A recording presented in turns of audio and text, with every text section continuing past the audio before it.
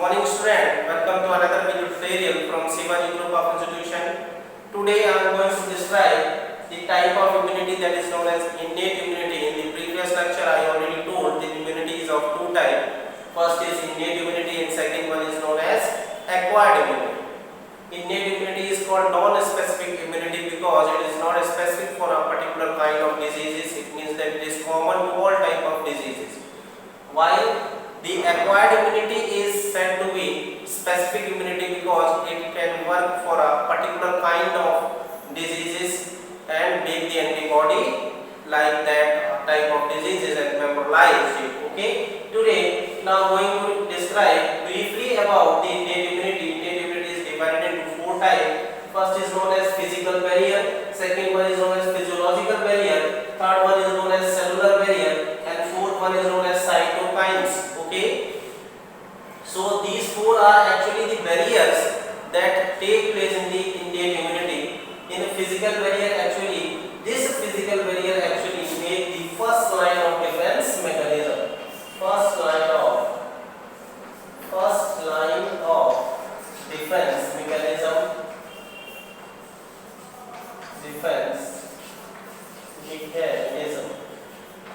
Okay, this physical barrier actually make the first line of defense mechanism. जब भी कोई bacteria या virus हमारी बॉडी के ऊपर आता है तो सबसे पहले जो first line of defence mechanism काम करता है वो होता है फिजिकल बैरियर का. ठीक है, मैंने पिछली क्लास में बताया था इस फिजिकल बैरियर में स्किन आता है, स्किन जो है वो आता है और म्यूकस आता है. स्किन में क्या होता है, as you know that what happen in skin when any bacteria or virus reside upon your skin, the bacteria or virus try to enter it inside the skin. So the skin make the first line of defense mechanism. What happened in skin, you know that there is 5 type of layer is found in the epidermis. These 5 type of a layer is stratum corneum, stratum lucidum, stratum granulosum, stratum spinosum, and stratum the fifth one is known as stratum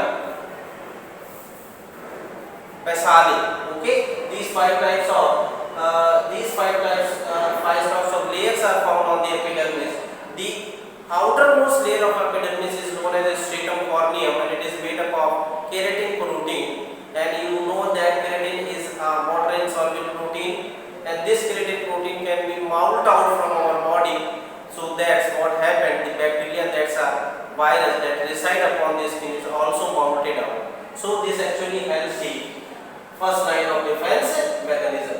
Mucus, I told in the previous lecture that mucus is a watery fluid liquid that is secreted from a mucus gland, and you know that mucus gland is found in our nose, our mouth, our intestine, our urinogenital system, and many places mucus layer is found. This mucus is actually a watery fluid which contain an enzyme known as lysosomes.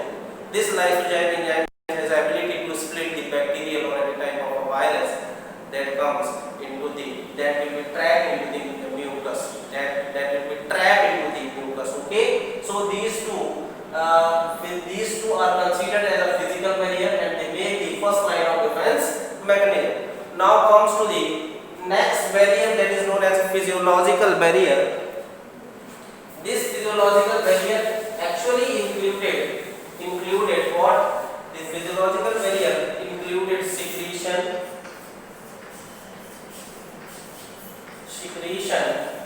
pH, and fever.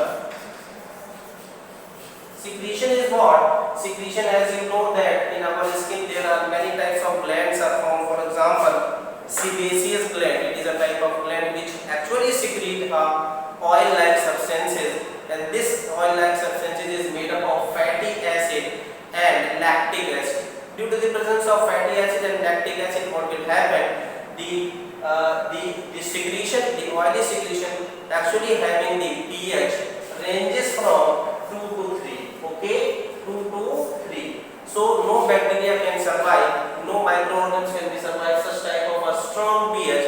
That's why these type of glands are found in our skin. Okay, as you you know, in our skin there is sweat gland is also found, and this sweat gland actually secrete the sweat, and sweat also containing different types of lysozyme and different types of salt, also different types of substances. So this also make the pH of the skin acidic. That's why bacteria and virus cannot be survive with this type of secretion. Okay, so this included actually physiological barrier. Now comes to the next point, the pH. Actually, you know that in our stomach there is acid is produced by oxytocin cells, and these acid having a strong pH. The range is from 2 to 3. The microorganisms or the bacteria, we can say, that comes to our food particle, that comes to the way of our food particle, they can be destroyed by the strong pH maintained into the stomach. So this is also very important case, pH. In the case of stomach, we will take food particle from the outside, and the bacteria and virus that comes into the food, they cannot survive so strong pH, and so this also act as a physiological barrier of our body. Now comes to the next point. This is called fever. Fever is actually a defense mechanism. This one is one important point. The fever is one of the part of a defense mechanism. It is a part of a physiological barrier. And what happened when bacteria or virus entered to our blood, then what happened? These bacteria and viruses actually metabolize different types of nutrients, and this metabolic product, this metabolic waste product of antigen, we can say, what is fever? Fever is actually the increase of temperature of the body, increase of temperature of the body. And what is the types of chemical substances that actually causes the fever? These substances is called pyrogens. Pyrogens. These pyrogens are actually the metabolic waste product of microorganisms, and they are also secreted by the some leukocyte cells of our body. So pyrogen is important. This pyrogen is actually the fever producing chemical that can be produced from the metabolic product of the microorganisms, or we can say antigen, or it can also be produced from our body like leukocytes. Okay, so these pyrogens are actually, these are chemical substances, and these chemical substances are made up of fatty acids, and these fatty acids when mixed into the blood, they reaches to the brain. What happened, you know that in brain hypothalamus there is a thermoregulatory system is found, and this pyrogen actually set the thermoregulatory system to the high level. That's why fever comes to our body. As you know, our optimum temperature of our body is 37 degrees centigrade, or we can say 98.4 degree Fahrenheit. This one is important point. The body temperature of our body is 37 degrees centigrade, and in Fahrenheit it is 98.4 degree Fahrenheit. Okay, 98.4 degree Fahrenheit. In Fahrenheit is 98.4. This is the optimum temperature of our body. So what happened? The pyrogens actually set the thermoregulatory system of the hypothalamus to the upper of this temperature and set at that point. That's why fever comes to our body. Okay. So the chemical responsible for the fever of our body is known as pyrogens. Okay. So what happened when the body temperature increases, the bacteria and virus, they also, because they also have a cellular structure, and they also obtain a optimum temperature for their growth. But what happens when the temperature of body is increased, their growth will be stopped, and they cannot be reproduced, they cannot be make their progenies. That's why fever is very much important to our body. So these are actually the physiological barriers that are responsible to create a defense mechanism in our body. Now comes to the next point. This is known as cellular barrier. Cellular barrier actually included, this cellular barrier actually included what? The cellular barrier included leukocytes. Okay, leukocyte, and second one is known as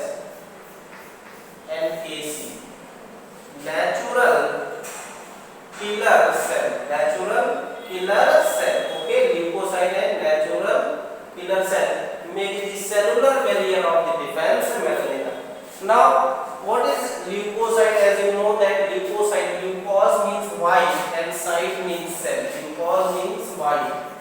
It means that white cell.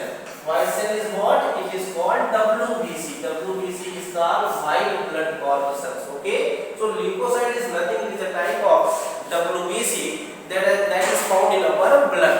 Okay. This WBC is also called leukocyte, and it has a very much important phenomena to killing the bacteria that is known as phagocytosis. The characteristics of a WBC is it is a type of phagocytosis cell. Phago means solid. Phagocytosis.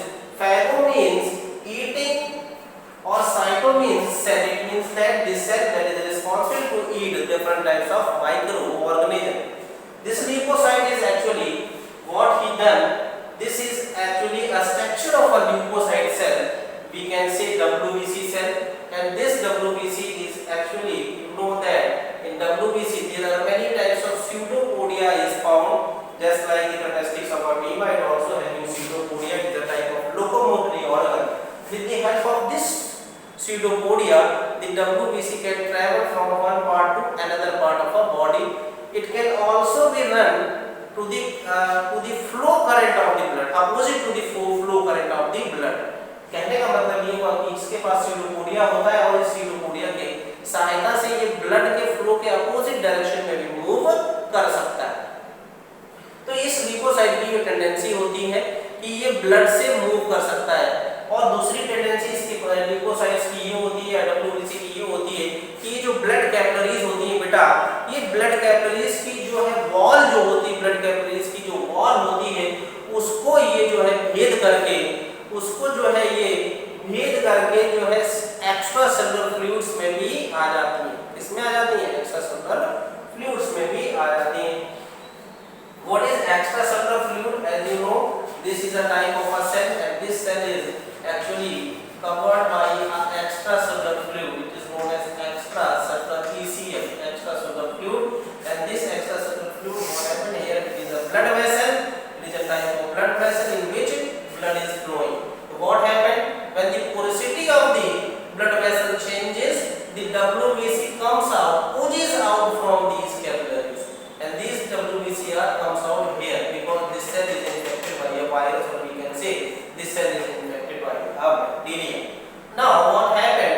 This phenomena of comes out the WBC from the blood vessel to the extracellular fluid is known as, this one is very much important, this one is known as diapedesis. Okay student, this tendency of WBC to escape out from the blood vessels, this process is actually called diapedesis. Diapedesis. This is one of the important mechanism caused by the WBC, that it has a tendency to remove out, or it can escape out from the blood vessels by a small pore in the blood vessels. So this process is known as diapedesis. This is important and asked in the examination. What is diapedesis? The tendency of WBC to escape out from the blood vessels and goes to the extracellular fluid. What is extracellular fluid? I told you that this is a cell. This cell in nucleus is centered. This cell is found here, and what happened? This cell, around this cell, a liquid substance is filled. This is known as extracellular fluid, ECF. And in this extracellular fluid, there is a blood vessel. This is blood vessels, and then you know that in the blood vessels, what happened? WBC is found. WBC is a type of white blood corpuscles that is found in the blood, and this can be escape out. The WBC has a tendency to escape out from the pore of the membrane of the blood vessels. Okay, so WBC comes here. This one is called WBC, and they engulf the microbes or the cells that are infected by bacteria or virus. So this mechanism is known as diapedesis. This is a tendency of WBC to remove or escape out from the blood vessels. Okay, student. Now comes to the next point. As I already told you that that this one structure of a WBC is known as pseudopodia. It is a locomotory organ of most of the protozoans, also for WBC. And with the help of this pseudopodia, the WBC can be moved out from one part to another part. It can also be flow. It can also be moved. The WBC also be moved. WBC is also be moved opposite to the current of blood flow. Okay, because it having a pseudopodia. With the help of pseudopodia, he travel from one part to another part, and when he escape out from the blood vessels, this phenomenon is known as diapedesis. And what happened? When this WBC comes to the extracellular fluid, here what happened? Many microbes are present. The microbes are actually trapped by the pseudopodia and they engulfed by the WBC. The here ingested take place here, and here the ingestion is written here. Ingested take place, and what happened? This microbe is actually covered by a type of a vessels that is known as phagocytic vesicles. Okay, this phagocytic vesicles is also known as phagosomes. As you know, phaga means eating and soma means body. It means that it is a type of eating body of the different types of microorganisms that are infected to you. Now what happened? This phagosomes is now combined with lysosomes. This one structure is known as lysosomes. As you know that in the 11th class I told that what is lysosome? It is actually a suicidal bag of the cell. Means that it has a tendency to remove out or worn out different types of cells or microbes. It has a capacity to digest different types of microbes. Because this lysosomes actually contain the digestive enzymes, and this lysosomes is connected to the phagosomes and make the phagolysosomes. Okay, when this lysosomes actually connected to the phagosome, this is known as phagolysosome. This one is known as phagolysosomes. This phagolysosome, this is also phagolysosomes. This phagolysosomes, because it is connected to the lysosomes, many digestive enzymes comes to digest the microbes. Here digestion take place. You see here the digestion is written. It means that digestion of microbes take place and killing of microbes take place.